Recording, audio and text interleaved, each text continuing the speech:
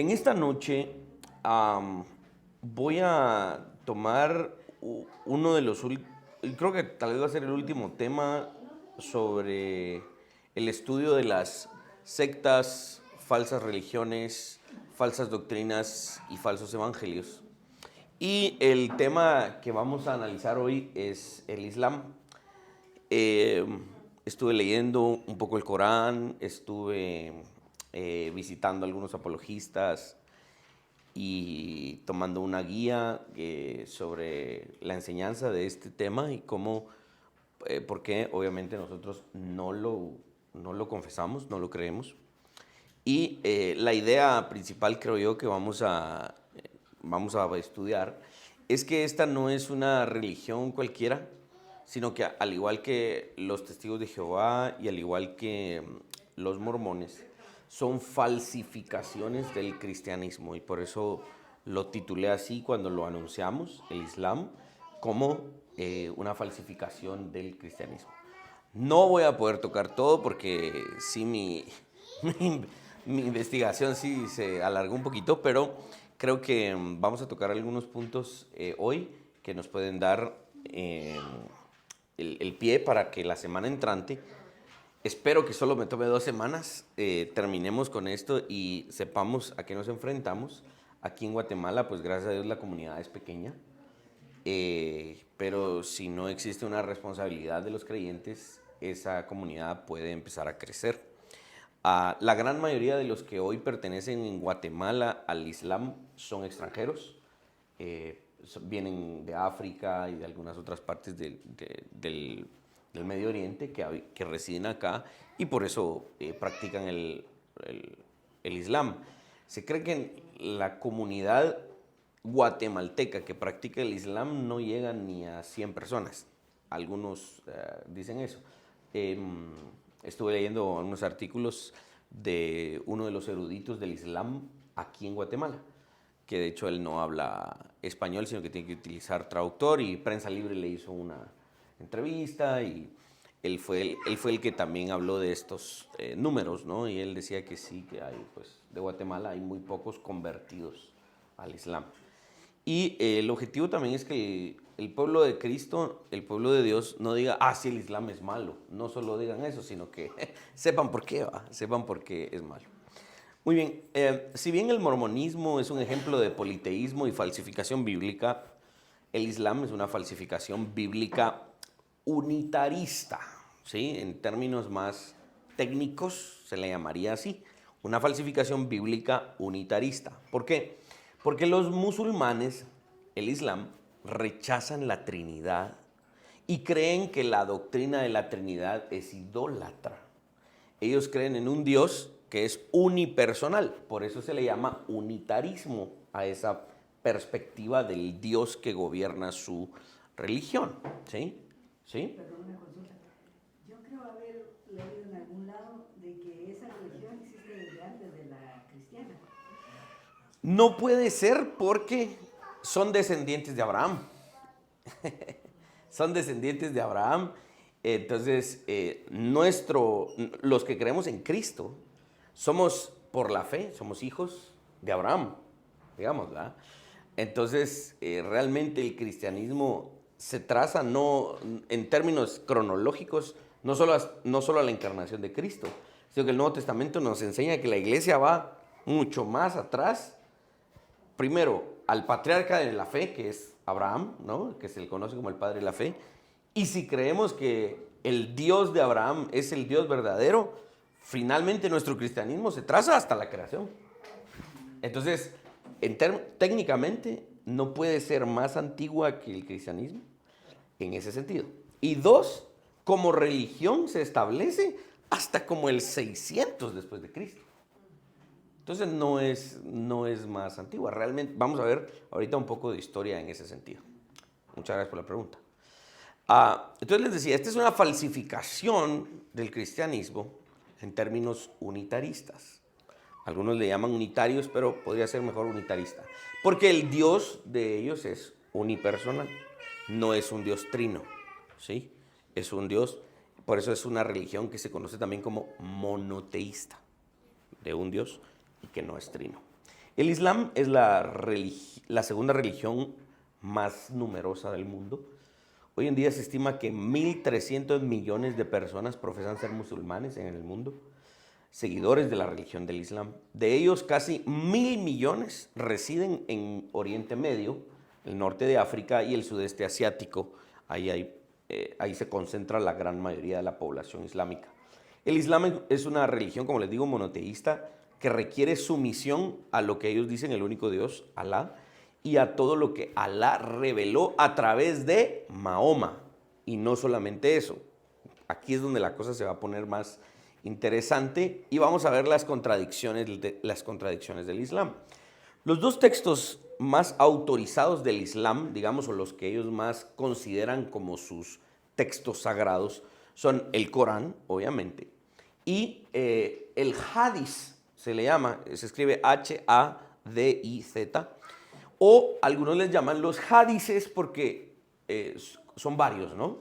Pero en términos generales lo aglomeran en el Hadís. Se afirma que el Corán es la revelación de Alá a Mahoma, ¿sí? El profeta Mahoma. Los hadices, como les decía, son las tradiciones orales de las enseñanzas y prácticas de Mahoma transmitidas en la comunidad musulmana y puestas por escrito siglos después. Los 5 pilares del Islam estructuran la esencia de las creencias prácticas que ellos tienen. Hay 2 grandes ramas del Islam. Vamos a hablar de esos 5 pilares en un ratito, pero las 2 grandes ramas del Islam son 2 grupos. Uno se le llama los sunitas y los otros son los chiitas. Los chiitas son los terroristas. Ellos son los que realmente interpretan a la literalidad la muerte al infiel y que los líderes del Islam debiesen registrar su ascendencia y su herencia física hasta Mahoma. Y creen que hay líderes que sí pueden trazar su genealogía hasta Mahoma y ellos son los que deberían ser los líderes del Islam. Estos chiitas son los que son pues más extremistas, se les llamaría, ¿no? Y también existe una gran tradición mística que se conoce como los sufíes, ¿verdad? Hay algunas cosas ahí que es bueno entender. Los sunitas son la rama de los islámicos que dicen que el Islam es paz y que no malinterpretemos el Islam. Vamos a ver el concepto del yihad, ¿no? Que los chiitas sí lo interpretan como un llamado a la guerra, al conflicto armado para destruir a todos aquellos que no profesan la fe en Alá y conquistar por la fuerza el mundo. Los sunitas son los que dicen, no, el llamado al yihad no es un llamado a la guerra, sino que es un llamado al esfuerzo, a esforzarnos y esto y lo otro, ¿no? La nación del Islam es un movimiento político y religioso en otras partes del mundo. En ese orden, es político y es religioso. Y generalmente es llevado adelante por líderes afroamericanos, ¿sí? Yo pasaría bien como uno de esos líderes por mi color. Ese movimiento de musulmanes no nacidos en Oriente Medio, sino que en otras partes del mundo, como en Estados Unidos y todo lo demás, y que profesan la fe islámica de la rama más sunita, ¿no? Que van más al tema de la supuesta argumentación y vivir en paz, ha llevado la conciencia del Islam a muchos estadounidenses. La nación de los Estados Unidos, increíblemente, es una de las naciones que más musulmanes tiene en otro hemisferio fuera del Oriente Medio. Sin embargo, este movimiento es una religión etnocéntrica occidental moderna que los musulmanes ortodoxos no reconocen como una auténtica tradición islámica, ¿sí? Vamos a ver algunos nombres famosos en Estados Unidos que ellos se autodenominan musulmanes, pero los de Oriente Medio dicen, esos son chafas, esos no son verdaderos musulmanes. Ok, ahora vamos entonces entendiendo un poquito más la situación hoy de cómo vive el mundo islámico, aunque obviamente me faltarían muchos detalles, pero si no, no salimos. ¿Cuándo inició? Y aquí voy un poquito más a la pregunta de la hermana Mirna. Inició con Mahoma, a quien se le llama el fundador del Islam. Nació en el año 570 después de Cristo. Entonces, en términos así técnicos, es una religión más joven. Sí es antigua, pero es más joven que el cristianismo. En una ciudad que se llama La Meca, ¿sí? Una ciudad en el oeste de la península arábiga. El padre de Mahoma murió antes de que Mahoma naciera. Su madre murió cuando Mahoma tenía 6 años y por lo tanto Mahoma se fue a vivir con su abuelo, Abd al-Muttalib se llamaba el abuelo, y cuando tenía 8 años el abuelo de Mahoma murió y Mahoma entonces se fue a vivir con su tío que se llamaba Abu Talib, que era un comerciante en caravanas. Él andaba viajando por diferentes lugares vendiendo mercancías, etc. Y este tío llevó a Mahoma a muchos viajes. A los 25 años, Mahoma se casó con una mujer muy adinerada. Quiero resaltar estos detalles porque muchas de las religiones falsas que hoy vemos inician con mucho dinero. Inician de verdad con mucho dinero. No me tomé el tiempo, por ejemplo, en esta serie de hablar de los famosos Munis y otras sectas por ahí asiáticas que utilizaban precisamente la prosperidad que lograban en Estados Unidos o en un país de Occidente y por medio del dinero ganaban muchos adeptos. Traían gente de su país natal y les ayudaban ahí, les daban dinero y los convertían a su religión. Y esas religiones nacen en otros países, no en los países de origen de las personas que las lideran, ¿no? Y este es el caso también del Islam. Inicia porque Mahoma se casa con una mujer muy adinerada y Mahoma buzo, un patojo, ¿verdad? Así de 25 años. Y la señora, ¿va? Que le gustó el patojo, le heredó toda su fortuna, básicamente. Él se quedó con toda su fortuna y fue lo que Mahoma utilizó como sus primeros recursos para empezar a ganar adeptos. Ella era una mujer, ella se llamaba Hadilla y era también una comerciante ambulante. Y ella, curiosamente, se había criado con una secta de cristianos llamados cristianos ebionitas. Los ebionitas eran cristianos que datan de los primeros siglos de la historia de la iglesia y que eran una secta cristiana, judía, mística, que finalmente sí reconocían a Cristo como un gran profeta, un gran maestro, pero no lo reconocían como Dios. Pero aún así ellos se llamaban cristianos porque seguían muchas de sus enseñanzas. Los estudiosos creen que Mahoma conoció versiones inexactas de los relatos bíblicos con esta mujer, a partir de donde Mahoma empezó a desarrollar sus propias supuestas revelaciones. Mahoma dijo que el ángel Gabriel lo visitó a él en la Meca en el año 610, lo que inició un periodo de 23 años durante el cual Mahoma afirmó haber recibido revelaciones del Corán, que es lo que hoy llamamos el Corán. Tradicionalmente se dice que el Corán tiene 86 suras o capítulos y fueron revelados mientras Mahoma vivía en esta ciudad de la Meca, mientras que los 28 restantes capítulos fueron revelados en la ciudad de Medina, que es otra de las ciudades que después Mahoma conquistó con sus ejércitos para también tener el control de esta. Las dos primeras personas que aceptaron las revelaciones de Mahoma y que cuando él empezó a decir que esta era la religión y que él era el profeta último y digamos el profeta al cual se le había revelado la revelación, valga la redundancia, la primera persona fue su esposa, la doña le creyó al patojo, y luego su primo. Siempre hay un primo que es buena onda, ¿va? Porque a uno no le entiende, no le creen los hermanos, no le cree la mamá, no le cree la novia, pero hay un primo que es buena onda. Y Mahoma tuvo uno de estos, un primo buena onda. El primer converso fuera de la familia de Mahoma fue un chato que se llamaba Abu Bakr. también era un comerciante ambulante. Durante la estancia de Mahoma en esta ciudad, la Meca, Mahoma comenzó a llamar a los ciudadanos politeístas a arrepentirse y someterse al único Dios, Alá, el único Dios verdadero según Mahoma. Después de años de rechazo, ¿verdad? Porque a Mahoma lo rechazaron, hubo persecuciones y guerra. Mahoma viajó a Medina, la ciudad de Medina, en el 622.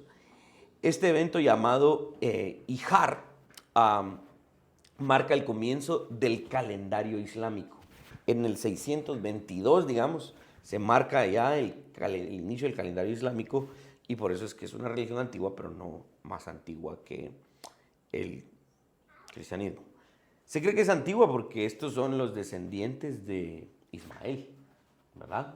Entonces, hasta allá llega nuestra religión, pero no hubo práctica de eso, no hubo fe, no hubo desarrollo, no hubo literatura, no hubo nada de esa religión desde Ismael, sino supuestamente hasta Mahoma. Estamos hablando de, si Ismael vivió probablemente 1500 años antes de Cristo, más 600 y tantos años después, estamos hablando de mucho tiempo de diferencia. El mensaje del Islam encontró mayor captación en la ciudad de Medina. La comunidad musulmana creció allí y Mahoma se convirtió en el líder de la ciudad. Finalmente, Mahoma pudo reunir un ejército lo suficientemente grande como para capturar ambas ciudades, tanto la Meca como Medina, en las cuales Mahoma brutalmente erradicó el politeísmo y creó la religión monoteísta de adorar solamente a Alá. La Meca hoy es una de las ciudades más sagradas del Islam. La historia del Islam desde su comienzo ha estado llena de derramamientos de sangre y evangelización por medio de la espada, ¿sí?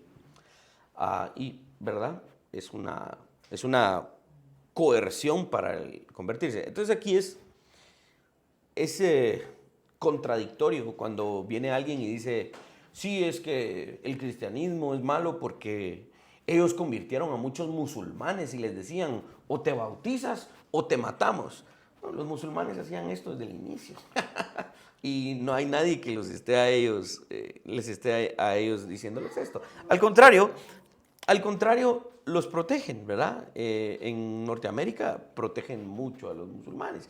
Toda la administración de Barack Obama, quien en algún momento se creía que él era miembro de la religión musulmana, hablaban de que sí, que el Islam es paz y que son una minoría y que hay que defenderlos y todo lo demás, y acusaban a los cristianos de que les hicieron mucho daño a los musulmanes cuando los quisieron convertir por la espada, pero nunca nadie toca este punto que es exactamente el mismo. Ellos hicieron exactamente lo mismo y peor. Las guerras musulmanas y las atrocidades que cometieron también son terribles, ¿no? Tras la muerte de Mahoma en el 632, ¿se acuerdan el primer converso, el primo que era buena onda? Él se convirtió en el primer, lo que se le llama un califa. Un califa es un líder religioso y político del Estado Islámico. Ese es el nombre de un líder de ellos, es un califa. Aunque muchos musulmanes creían que el califa debería haber sido pariente de Mahoma, de una manera más cercana, específicamente alguien de su núcleo familiar, este primer converso continuó la religión islámica hasta su muerte. Varios califas vinieron después de él, varios líderes después de él. Después de esto, los desacuerdos entre la comunidad musulmana sobre quién podría ser el líder último continuaron creciendo y ahí finalmente es donde se empiezan a formar las sectas, ¿no? Los sunitas, que son más pacíficos, y los chiitas, que rompieron con la mayoría de los musulmanes por la creencia de que el califa tenía que ser de la familia de Mahoma, tenía que ser de su círculo íntimo, si no, no. Y ellos creen tener un líder que sí es así, ¿no? Ok, hablemos de las principales figuras del Islam, ¿ya?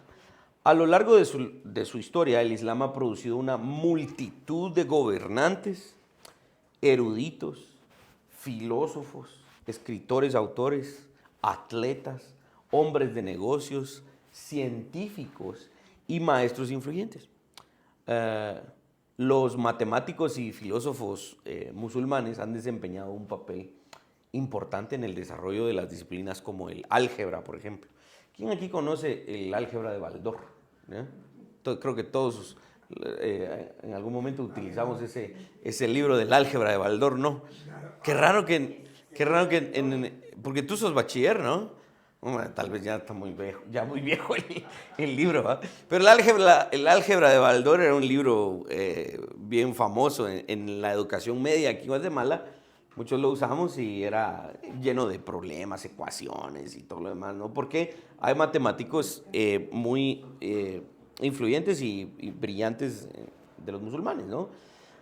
Y muchos de ellos, filósofos también, han desempeñado papeles importantes en el desarrollo de disciplinas como estas. Y curiosamente, los filósofos musulmanes, varios de ellos, despertaron de nuevo el interés por las antiguas disciplinas filosóficas de los griegos.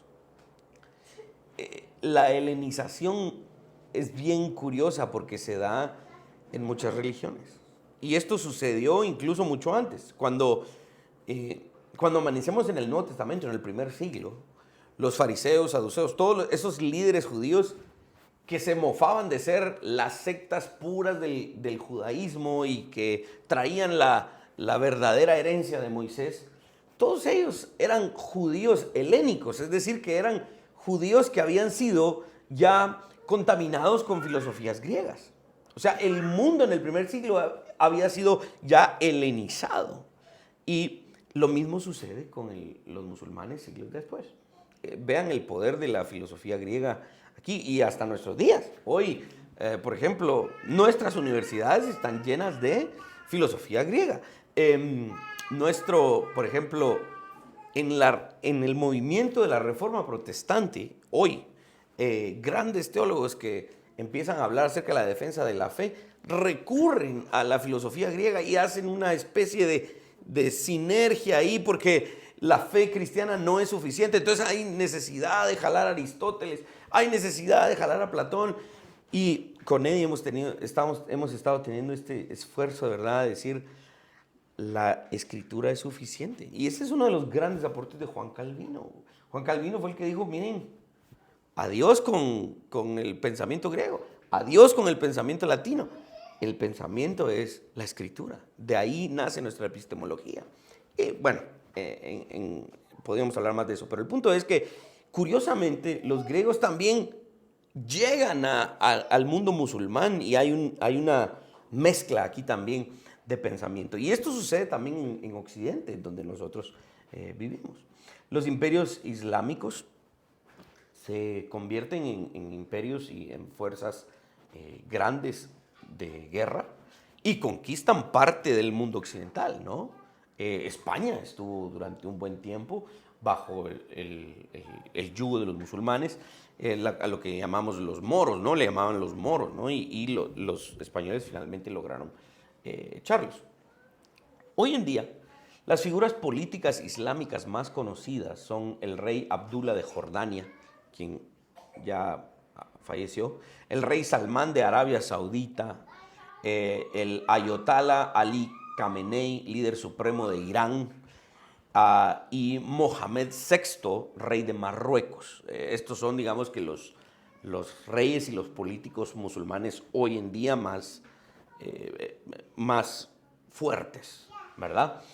Antes de convertirse en musulmán sunita, aparece acá un personaje en Estados Unidos. Ayúdame, Luis. Hasta hay películas de él, ¿no? No sé si han escuchado Malcolm X. Él fue uno de los primeros que ayudó en Estados Unidos a crear conciencia sobre la nación del Islam en la cultura estadounidense, ¿no? Sí, los Estados Unidos es una nación cristiana y todo, pero debería haber un espacio, una tolerancia para las demás religiones y aquí en Estados Unidos hay una tolerancia para eso. Ahí es donde me entristece un poco, bueno, ahí sí que es su trabajo, tal vez no, ya no se lo puedo quitar, pero este actor Denzel Washington, ¿no? Él es el protagonista, él es el que interpreta el personaje de Malcolm X en una de las películas. Am, Hay un hombre llamado Louis Farrakhan, que es actualmente líder de la Nación del Islam, una secta etnocéntrica en Estados Unidos, que es considerada hereje por los musulmanes de otros países. Ahora, a ver si conocen este personaje que está... Bueno, ahí aparece el nombre. Ayúdame, Luis, con la siguiente diapositiva. Mohammed Ali, el gran boxeador, ¿sí? Él se consideraba un musulmán. Ya falleció, ¿no? Ya falleció. Dice el doctor Ottolini que cuando a él lo mandaron allá en los 80s a fundar una iglesia en San Diego, andaban evangelizando y de repente vio en un centro comercial que había gente ahí y estaba Mohammed Ali. Dice que en su carro Steve Ottolini cargaba unos guantes de box, porque él es fanático del box, ¿no? Y se los llevó y tiene un guante firmado por Mohammed Ali. Él se consideraba un musulmán. Ayúdame con la siguiente diapositiva. ¿Quién conoce a este señor? Mike Tyson. ¿Y quién conoce al otro? Adelante. Karim Abdul-Jabbar, un gran jugador de básquetbol de los Lakers de Los Ángeles. Se encuentran entre los atletas musulmanes más famosos de las últimas décadas. ¿Sí? Vamos a las doctrinas principales del Islam. ¿Sí? Número 1, la revelación y la interpretación. Aunque todos los musulmanes profesan creer en el Corán, existe una considerable diversidad de creencias y prácticas entre las diferentes ramas del Islam. Los musulmanes suníes, se consideran la gran mayoría de la comunidad musulmana mundial, dependen en gran medida de los abogados o de sus propios juristas y abogados para resolver disputas sobre el tema del Corán. Sí son como sus teólogos, pero más que todo se consideran abogados. Estos abogados en el desarrollo de la ley islámica o lo que se conoce como la ley Sharia. La ley Sharia es la ley que es la ley civil que emana del Corán, si lo quieren ver así. ¿Sí? O sea, ellos sí tienen un código civil en sus países que emana del Corán, ¿no? Por eso es que usan abogados que entienden el Corán y que lo aplican a la vida civil, ¿no? Buscan reconciliar las enseñanzas entre el Corán y los hadices, ¿no? Que son los otros escritos sagrados. ¿Por qué? Y este es un punto importante. Porque hay contradicciones. ¿Sí? Hay contradicciones. Creo que hoy me va a dar tiempo de hablar solo de esto, porque estuve leyendo a Greg Vance sobre este punto y me parece fantástico su argumentación en contra del Islam. Y creo que esto es lo que vamos a hacer hoy. Los musulmanes chiitas, que se consideran el segundo grupo mayoritario, que son los de verdad terroristas, ellos creen que el verdadero sucesor de Mahoma como líder de todos los musulmanes proviene de la familia de Mahoma y que es ungido por Alá.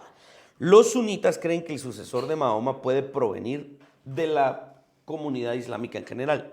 Y aquí es donde hay una de las primeras contradicciones o problemas entre ellos, ¿no? Los chiitas también tienen sus propias colecciones de hadices.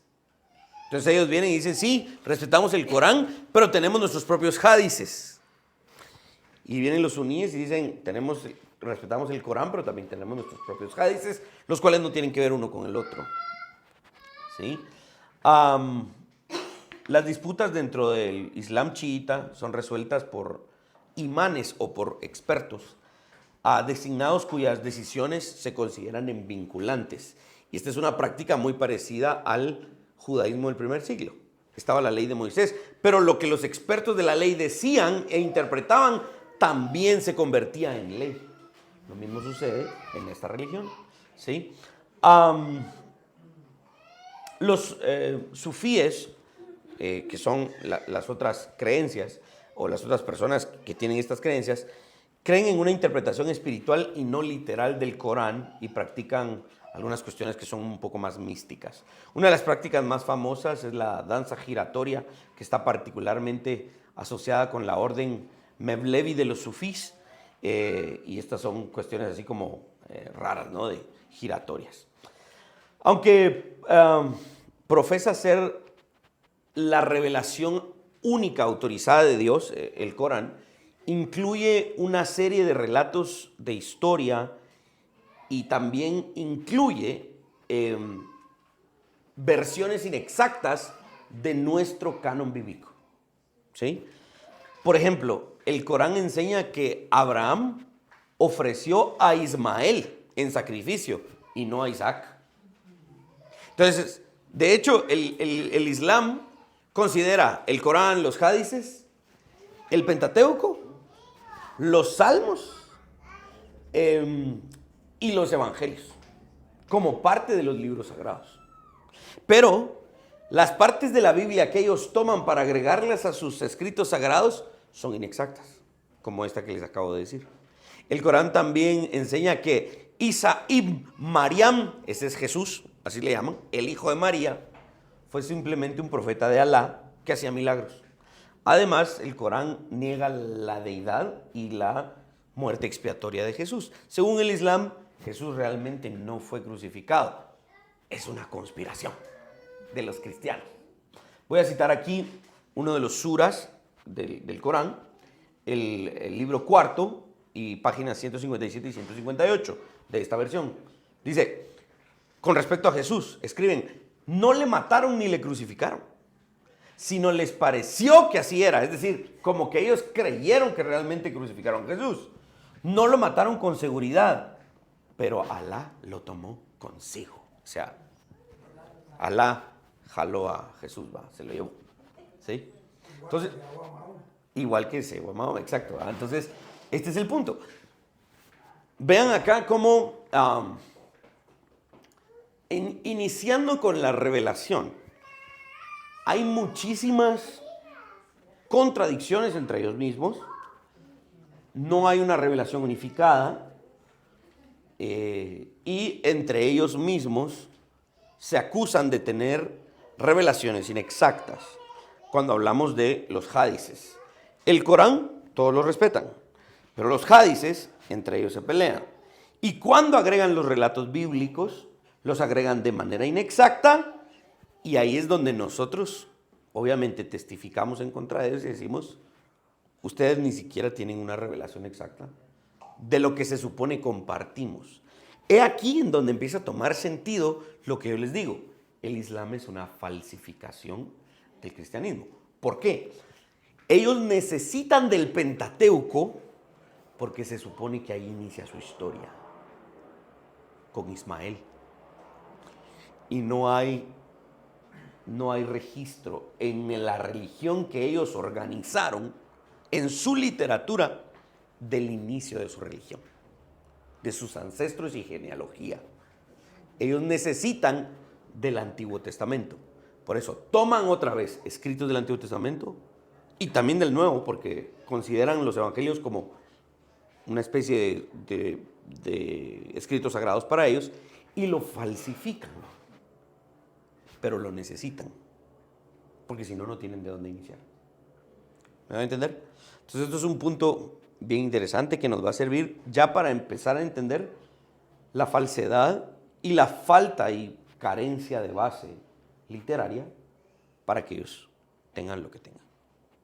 ¿Ok? Vamos al segundo punto de las doctrinas principales, la devoción. Y aquí lo voy a hacer rápidamente y me voy a quedar acá porque tengo muchísimo más contenido que no me va a dejar el tiempo tocar. El tema de la devoción.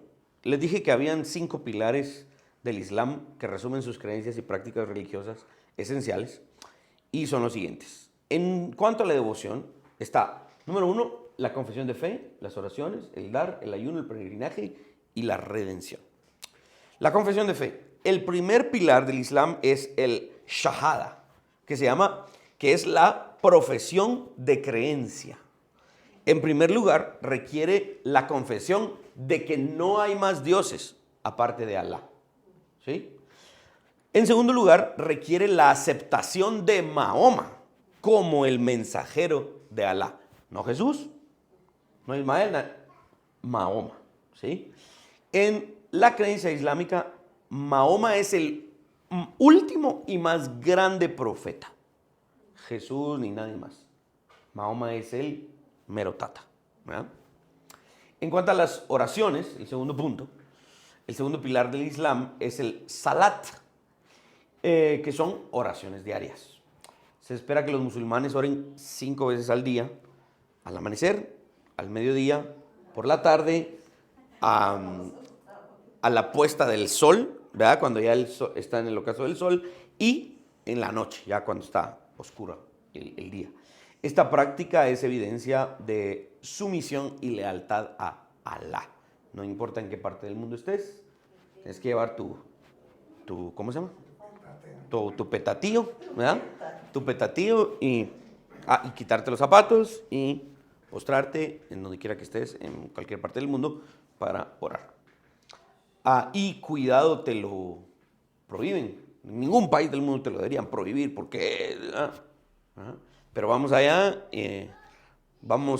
con la selección de Argentina al Mundial de Qatar y cuidado, hacen expresiones al cristianismo, ¿verdad? Porque es prohibido civilmente.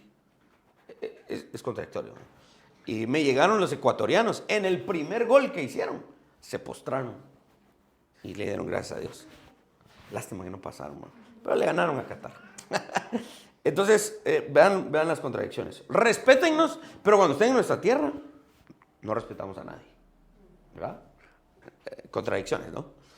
El tercer pilar del Islam es el dar. El tercer pilar se le llama el zakat, no zacate, zakat. Y esto significa dar con regularidad. Los musulmanes deben dar aproximadamente el 2.5% de su riqueza a los funcionarios religiosos de un Estado islámico o a la mezquita local, ¿sí? Esta práctica apoya las necesidades de la comunidad, el alivio de la pobreza, el mantenimiento de los lugares de la religión religiosa, de la reunión religiosa y la propagación de la fe. Este 2.5% que ellos dan sirve para estos motivos. Cuando vemos el judaísmo moderno, hacen básicamente lo mismo. Y digamos que nuestra religión cristiana, algunos dicen no hay que dar el diezmo, y los que dicen no hay que darlo, no hay que dar el 10%, sino que hay que dar más, ¿va? Pero el punto es que finalmente es una práctica común, es para el mantenimiento o para el soporte de aquellos que ayudan a propagar la fe que estemos financiando. El ayuno, el cuarto pilar del Islam es el Saum, el ayuno durante el Ramadán. El Ramadán es el 9º mes del calendario lunar islámico. Desde el amanecer hasta el atardecer, los musulmanes deben de abstenerse de comer, beber y tener actividad sexual. Esta práctica es un signo de purificación mediante el sacrificio corporal a Alá. Mahoma afirmó haber tenido visiones durante el Ramadán. Por eso todos los musulmanes deberían de hacer este ayuno en ese día. El siguiente pilar es el peregrinaje. El quinto pilar del Islam es el Hajj, ¿sí? Una peregrinación a la ciudad de la Meca, ¿sí? Allá si no estoy mal, es Arabia Saudita, en Oriente Medio. Toda persona que tenga los medios económicos y la capacidad física debiese hacer un viaje a la Meca al menos una vez en su vida, ¿sí? Donde quiera que se encuentre en el mundo. Hay una serie de prácticas rituales que los musulmanes deben realizar durante la peregrinación. Uno de los más importantes es caminar 7 veces en sentido contrario a las agujas del reloj en un santuario sagrado que está en la Meca. Y pues consideran que ese lugar es el lugar más sagrado sobre la tierra, ¿sí? Y por último, digamos que esta no es una práctica como tal, sino que más una doctrina. Tienen una doctrina de la redención. Si bien el Corán anima a los musulmanes a acudir a Alá en busca de misericordia, el Islam enseña que la redención se basa en la libertad de Alá de extender misericordia o no. Una persona puede expiar sus pecados mediante la devoción a Alá. El arrepentimiento y las buenas obras son parte de la religión islámica para conseguir salvación o redención de Alá. Alá es libre de extender o no extender misericordia, lo que significa que puede dejar a un lado el amor y la justicia al tomar una decisión sobre el destino final de una persona. Pero todo musulmán debe buscar, por medio de sus obras, agradar a Alá. Ahí está la diferencia de nuestra doctrina de la redención. Sin embargo, algunos hadices, algunos escritos de la religión islámica parecen enseñar que en última instancia Alá va a condenar a muchos al infierno, pero cuando todo se acabe, no se preocupen, van a ir a sufrir un poco, porque al final Alá los va a sacar del infierno y los va a llevar al paraíso, donde habrán 70 y tantas vírgenes para cada uno y todo ese rollo, ¿no? En una de las suras, el Sahih Muslim, el libro 1, página 368 de Dame Luis, dice: Alá sacará a la gente del fuego y los admitirá en el paraíso.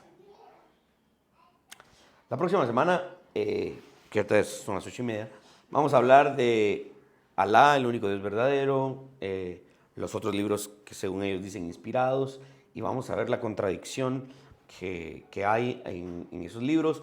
Vamos a ver el concepto del yihad, vamos a ver un poco de por qué la gente cree esta falsa doctrina y cómo se sostiene frente al cristianismo, cuáles son nuestras diferencias con ellos, obviamente, y cómo podemos nosotros compartir el evangelio con aquellos que han aceptado una fe islámica. Hasta donde hoy me quedo, ¿alguna duda, alguna pregunta?